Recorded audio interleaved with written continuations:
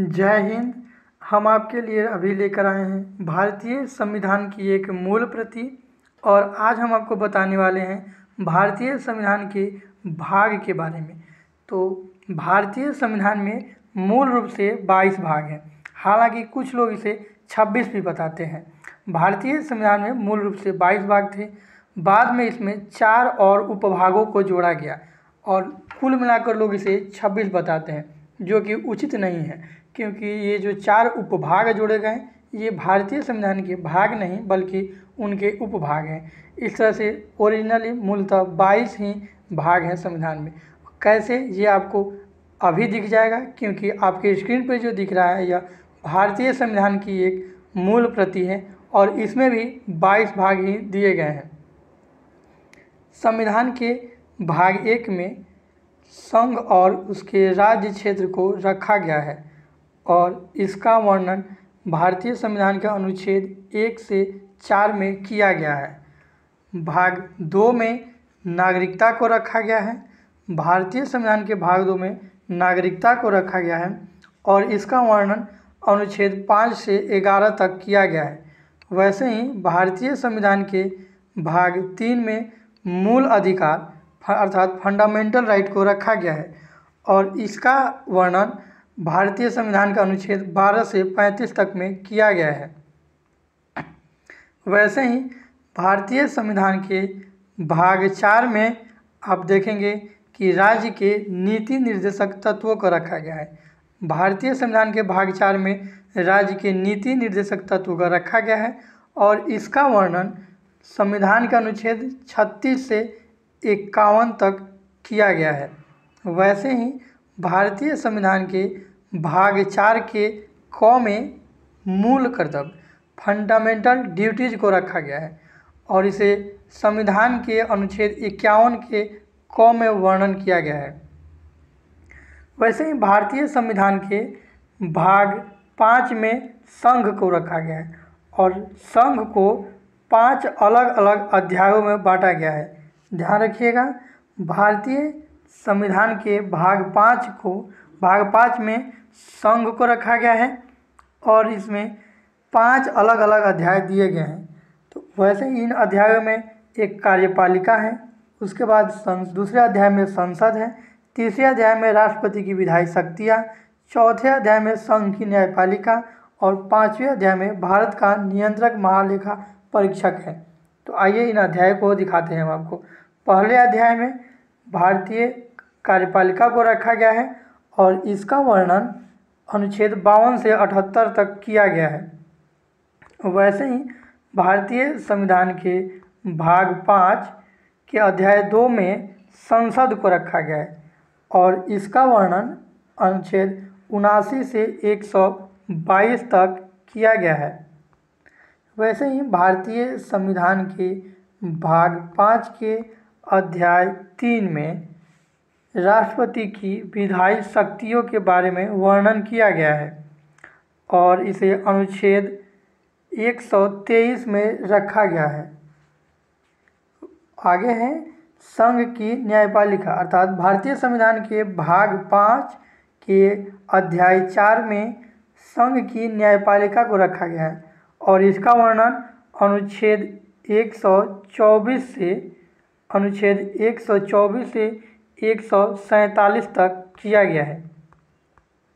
वैसे ही भारतीय संविधान के भाग 5 के अध्याय 5 में भारत के नियंत्रक महालेखा परीक्षक के बारे में वर्णन किया गया है और इसे अनुच्छेद 148 से 151 तक रखा गया है।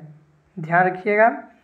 वैसे ही संविधान के भाग 6 में संविधान के भाग 6 में राज्य को रखा गया है।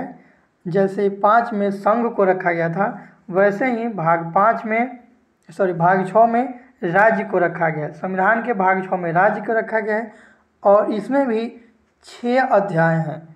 भारतीय संविधान के भाग 6 में राज्य को रखा गया है और राज्य के अंतर्गत 6 अध्याय हैं। प्रथम अध्याय है जिसे साधारण अर्थात परिभाषा है, जिसमें राज्य की परिभाषा दी गई है।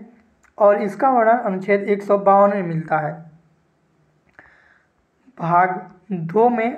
अध्याय 2 में संविधान के भाग 6 के अध्याय 2 में कार्यपालिका को रखा गया है और इसका वर्णन 153 अनुच्छेद से 167 तक मिलता है।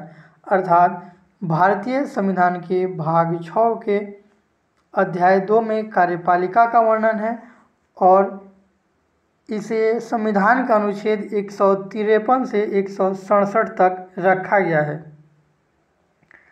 वैसे ही अध्याय 3 में राज्य के विधानमंडल को रखा गया है। भाग 6 के अध्याय 3 में राज्य के विधानमंडल को रखा गया है और इसका वर्णन अनुच्छेद 168 से 212 तक है। अगला है भाग 6 का अध्याय 4, जो कि अभी हम आपके सामने लेकर आ रहे हैं। अध्याय 4 में राज्यपाल की विधायी शक्तियों के बारे में वर्णन किया गया है और यह सिर्फ अनुच्छेद 213 में ही है। अध्याय 5 में राज्यों के उच्च न्यायालय के बारे में वर्णन किया गया है। अध्याय 5 में राज्यों के उच्च न्यायालय के बारे में वर्णन किया गया है और इसे अनुच्छेद 214 से लेकर 231 तक रखा गया है। अध्याय 6 में अधीनस्थ न्यायालय को रखा गया है और इसका वर्णन अनुच्छेद 233 से 237 तक रखा गया है। संविधान के भाग 6 के अध्याय 6 में अधीनस्थ न्यायालय को रखा गया है और इसका वर्णन अनुच्छेद 233 से 237 तक है। वैसे ही संविधान के भाग 7 में पहली अनुसूची के भाग ख वाले राज्यों को रखा गया है और इसका वर्णन अनुच्छेद 238 में किया गया है। भाग 8 में संघ एवं उसके राज्य क्षेत्रों को रखा गया है और इसका वर्णन 239 से 242 तक किया गया है। हालांकि इसमें सब अनुच्छेद भी हैं जिसका हम अध्ययन आपको एक अलग क्लास में करेंगे। इन सभी अनुच्छेदों के बारे में बारी बारी से एक एक करके हम आपको एक अलग अलग क्लास में पूर्णतः विवरण के साथ देंगे, तो वो भी आप अटेंड जरूर करिएगा। संविधान के भाग 9 में पंचायत को रखा गया है। ध्यान रखिएगा, भाग 9 में पंचायत को रखा गया है और इसके अंतर्गत 243 आर्टिकल है, अर्थात 243 अनुच्छेद के अंतर्गत है और इस 243 के अंतर्गत टोटल 45 उप अनुच्छेद को रखा गया है। तो आपको ध्यान रखना है, संविधान के भाग 9 में पंचायत को रखा गया है और पंचायत को अनुच्छेद 243 में वर्णन किया गया है जिसमें 45 उप अनुच्छेद भी हैं। आइए हम आपको दिखाते हैं कैसे। संविधान के बारे में पूरी जानकारी आपको दी जाएगी और अनुच्छेद 1 से 395 तक अर्थात पूरे अनुच्छेदों के बारे में एक एक करके आपको हम पूरी जानकारी देंगे, तो आप ध्यान रखिएगा। संविधान के भाग 9 में पंचायत को रखा गया है और इसे भारतीय संविधान के अनुच्छेद 243 के क से लेकर के अ तक वर्णन किया गया है। वैसे ही भारतीय संविधान के भाग 9 के क में, आइए आपको दिखाते हैं। भाग 9 के क में नगर पालिका को रखा गया है। ये थोड़ा नीचे आ गया। भारतीय संविधान के भाग 9 के क में नगर पालिकाओं को रखा गया है और इसका वर्णन संविधान के 243 के त से लेकर के य छ तक किया गया है। ध्यान रखिएगा, भारतीय संविधान के भाग 9 के क में नगर पालिका को रखा गया है और इसका वर्णन अनुच्छेद 243 के त से लेकर के 243 के त से लेकर के 243 के य छ तक किया गया है। ध्यान रखिएगा। भारतीय संविधान के भाग 9 के ख में सहकारी सोसाइटी का वर्णन किया गया है, जिसे अनुच्छेद 243 के य से लेकर के, आप यहाँ देखिए ज से लेकर के न तक इसका वर्णन किया गया है। आगे बढ़ते हैं। संविधान के भाग 10 में अनुसूचित और जनजाति क्षेत्र का वर्णन किया गया है और इसे संविधान के अनुच्छेद 244 के क और 244 के में रखा गया है। 244 और 244 के क में रखा गया है। वैसे ही संविधान के भाग 11 में संघ और राज्यों के बीच संबंध का वर्णन किया गया है। भारतीय संविधान के भाग 11 में संघ और राज्यों के बीच संबंधों का वर्णन किया गया है और इसे अलग अलग 2 अध्यायों में भी बांटा गया है। आइए इसके बारे में आपको ठीक से बताते हैं। भारतीय संविधान के भाग 11 के अध्याय 1 में विधायी शक्तियों का वितरण है। पहले ये जानिए कि 11 में क्या है। तो भारतीय संविधान के अनुच्छेद भाग 11 में संघ और राज्यों के बीच संबंधों का वर्णन किया गया है और इसका अध्याय 1 में विधायी संबंध वितरण का वर्णन किया गया है, जिसे अनुच्छेद 245 से 255 तक रखा गया है। वैसे ही भारतीय संविधान के भाग 11 के अध्याय 2 में प्रशासनिक संबंधों के बारे में वर्णन है और इसे संविधान का अनुच्छेद 256 से 263 तक रखा गया है। 256 से 263 तक। ये सिर्फ आपकी जानकारी के लिए है और इसे रट के नहीं रखना है। सभी अनुच्छेदों के बारे में हम आपको पूर्णतः डिटेल से अलग अलग एक क्लास में बताएंगे, तो ध्यान रखिएगा, वो सभी क्लास भी जरूर अटेंड करिएगा। अगला है भारतीय संविधान का भाग 12। भारतीय संविधान के भाग 12 में वित्त, संपत्ति, संविदाएं और वाद के बारे में वर्णन किया गया है और इसमें भी अर्थात भाग 12 में भी 4 अध्याय हैं। तो इन चारों अध्यायों के बारे में आइए आपको हम डिटेल से बताते हैं। भारतीय संविधान के भाग 12 के अध्याय 1 में वित्त का विवरण दिया गया है और इसे अनुच्छेद 264 से 291 तक रखा गया है। वैसे ही भारतीय संविधान के भाग 12 के अध्याय 2 में उधार लेना और उधार देना के बारे में, अर्थात भारत सरकार द्वारा उधार लेना, राज्य द्वारा उधार लेना का विवरण दिया गया है और इसे अनुच्छेद 92 अर्थात 292 एवं 293 में रखा गया है। नेक्स्ट आपको हम दिखाते हैं भारतीय संविधान के भाग 12 का अध्याय 3 और अध्याय 3 में संपत्ति, संविदाएं, अधिकार, दायित्व एवं बाध्यताएं के बारे में वर्णन किया गया है और इसका वर्णन अनुच्छेद 294 से लेकर के आपको 300 तक किया गया है। 294 से 300 तक इसका वर्णन किया गया है। भारतीय संविधान के भाग 12 के अध्याय 4, भाग 12 के अध्याय 4 में संपत्ति के अधिकार को रखा गया है और इसको संविधान के अनुच्छेद 300 क के 300 ए के अंतर्गत रखा गया है। ध्यान रखिएगा, कहीं कहीं ये जो क और ख दिखाया जा रहा है इसे कहीं ए बी के नाम से भी लिखा होगा, तो इंग्लिश वाले में ए भी होगा और हिंदी में क ख भी लिख सकते हैं, इससे कोई दिक्कत नहीं है। भारतीय संविधान के भाग 13 में भारत के राज्य क्षेत्र के भीतर व्यापार, वाणिज्य और समागम के बारे में लिखा गया है और भारतीय संविधान के भाग 13 का वर्णन अनुच्छेद 301 से लेकर 307 तक किया गया है। वैसे ही भाग 14 में संघ और राज्यों के अधीन सेवाओं के बारे में लिखा गया है और इसके अंतर्गत 2 अध्याय भी हैं। प्रथम अध्याय में सेवाओं के बारे में वर्णन है, जिसे अनुच्छेद 308 में रखा गया है। भारतीय संविधान के 308 से 14 तक रखा गया था, इसे ध्यान रखिएगा।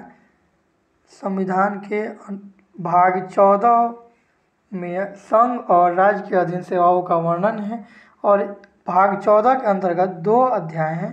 इसके पहले अध्याय में सेवाओं के बारे में वर्णन है और इसे संविधान के अनुच्छेद 308 से 314 तक वर्णित किया गया है। वैसे ही संविधान के भाग 14 के अध्याय 2 में लोक सेवा आयोग को रखा गया है और इसका वर्णन अनुच्छेद 315 से लेकर 323 तक किया गया है।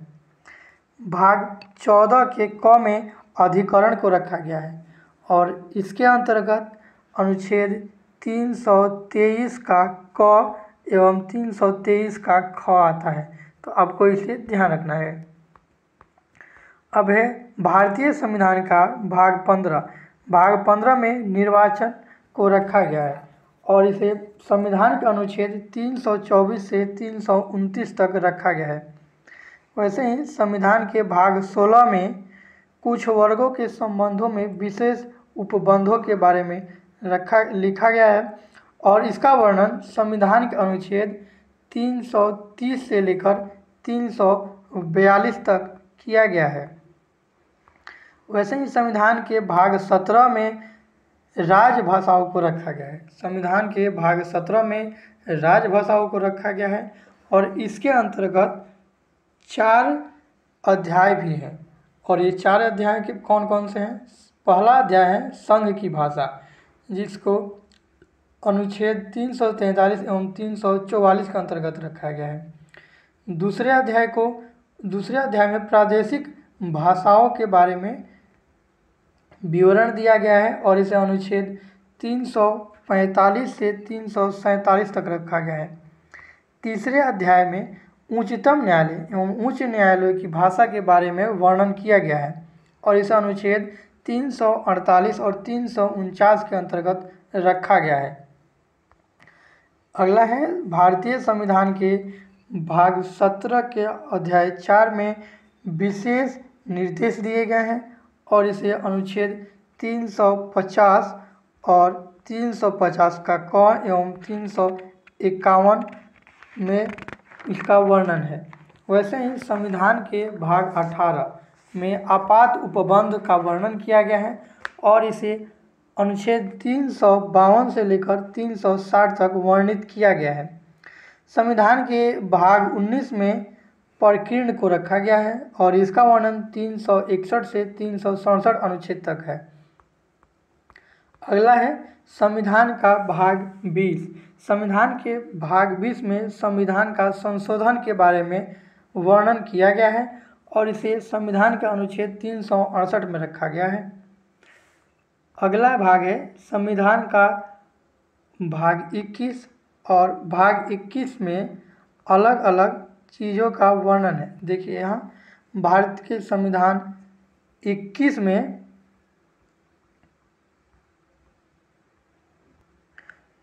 में अस्थायी तथा संक्रमणकालीन और विशेष उपबंधों के बारे में वर्णन किया गया है और इसे अनुच्छेद 369 से 392 तक रखा गया है।